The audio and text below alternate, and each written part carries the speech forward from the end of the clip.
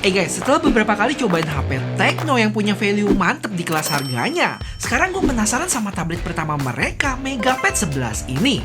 Apakah sama bagusnya? Atau cuma numpang tenar si HP aja?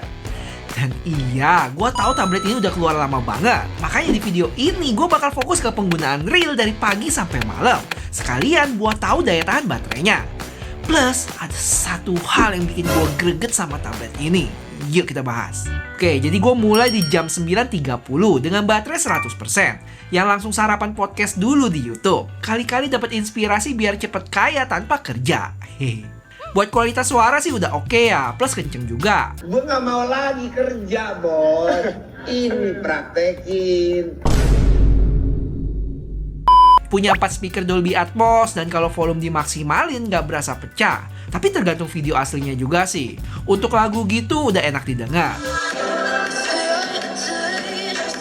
Setelah nonton beberapa lama, gua kepo. Layar tablet ini bisa ditampilin di monitor gua nggak ya pakai HDMI? Dan sayangnya nggak terjadi apa-apa guys.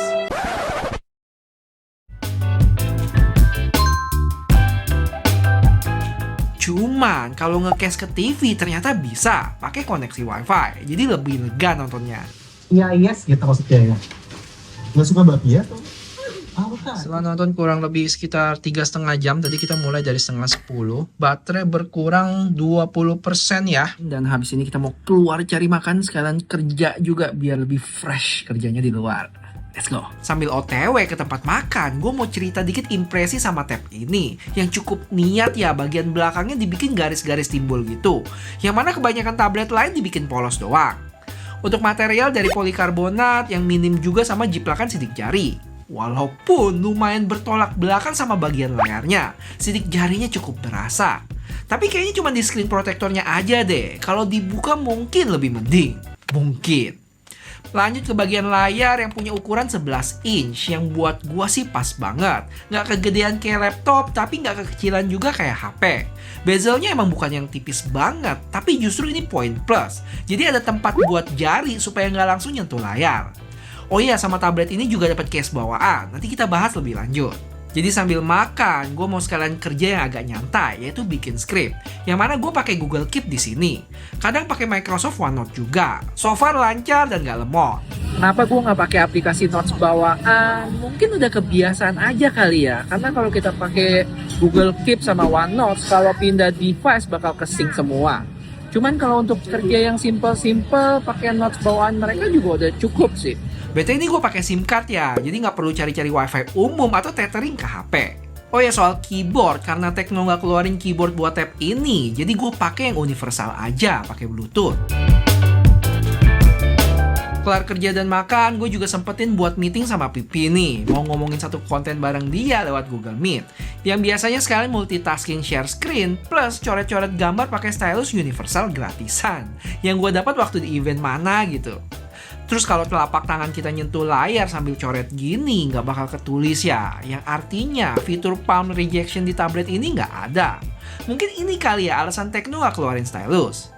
Selain itu, tablet ini juga support split screen yang cukup fleksibel. Bisa diatur gede kecilnya. Tapi kalau mau di close salah satu, nggak bisa tuh. Mesti ditutup langsung dua-duanya. Terus split screen-nya juga nggak bisa di-save, jadi harus atur ulang lagi. Buat pengalaman pakainya ada berasa ngedet-ngedet, tapi overall masih nyaman dipakai ya. Apalagi buat tablet harga 2 jutaan, nggak adil juga kalau mesti satset dibandingin kelas mid ke atas. Habis itu kalau ngomongin kualitas kamera selfie 8 megapikselnya udah cukup banget. Kalaupun agak gelap, masih ada flash di kamera depan. Cuma pilihan flash ini baru ada di kamera app bawaan ya. Bisa dilihat nih bedanya yang nyala sama enggak. Oke guys, udah kelar makan, lanjut kita ngapain yuk?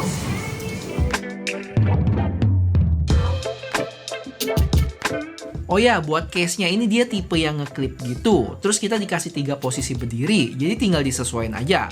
Favorit gue kalau pakai keyboard gini, pakai posisi yang paling tegak. Jadi sisanya bisa ditimpa sama keyboard.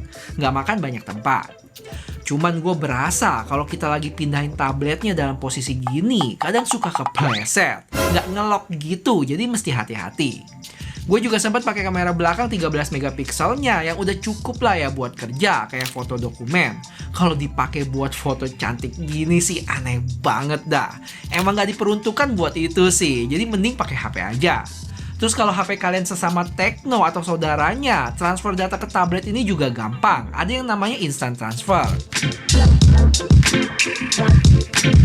BTW guys, kalau menurut kalian gue mesti sering-sering bahas brand Tekno ini, bisa kasih tahu gue dengan like video ini ya, dan kasih tahu gadget apa lagi yang masih dibahas. Thank you. Iya. Sekarang kita mau ajak bocil ke playground dulu. Dan update aja, kita ada di jam 3:30. Baterai tadi terakhir gue cek di 69% ya. Oke guys, sambil tunggu bocil puas main di sana, mari kita ngomongin spesifikasinya. Yang lengkapnya kalian langsung lihat aja di layar ya, gue nggak bakal bahas lagi. Paling yang perlu kalian ketahuin, untuk chipsetnya itu dia pakai Helio G99 dengan RAM yang cukup gede loh di 8GB. Habis itu storage-nya up to 256GB dan masih bisa ditambahin lagi external memory sampai 512GB. Kalau buat baterainya sih cukup gede ya, 8000 mAh dengan charging yang kalian mesti sabar-sabar nih, 18 watt aja. Untuk daya tahannya sabar ya, nanti di akhir kita bisa tahu SOT-nya dapat berapa untuk pemakaian hari ini. Satu lagi untuk brightness outdoor gini menurut gua sih udah cukup ya, cuman bakal lebih jelas lagi kalau di indoor tadi. Sampai rumah, gue sempat transfer beberapa file lagi dari HP. Terus tes edit di tablet ini yang simple aja. Cuma cut footage, terus kasih filter dan transisi dikit. Total durasi 42 detik dan gue ekspor dalam 1080p 30, sekitar 15 detik aja. Setelah kelar aktivitas produktif, sekarang saatnya membrainrotkan diri dengan scroll-scroll sosial media.